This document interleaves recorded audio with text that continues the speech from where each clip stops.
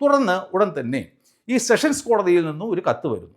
അതായത് ഈ വലിയതുറ പോലീസ് സ്റ്റേഷൻ്റെ ക്രൈം നമ്പർ 60/90 തൊണ്ടി മുതലുകൾ ഒക്കെ തന്നെ എത്രയും വേഗം അങ്ങോട്ട് അയക്കണം. ഈ കത്ത് ജൂനിയർ സൂപ്രണ്ടൻ്റായ ബി ഉണ്ണികൃഷ്ണൻ്റെ കയ്യിൽ കിട്ടുകയും അദ്ദേഹം അത് പ്രോപ്പർട്ടി സെക്ഷൻ്റെ യു ഡി ക്ലർക്കായ ജോസിനെ ഏൽപ്പിക്കുകയും ചെയ്തു. അപ്പോഴാണ് ജോസിനൊരു സംശയം. ഇപ്പോൾ ഉടൻ തന്നെ ഇത് സെഷൻസ് കോടതിയിലേക്ക് അയക്കണം. എന്നാൽ ആന്റണി രാജു ജഡ്ജിയുമായി പോയി തിരികെ തന്നിട്ടും ഇല്ല.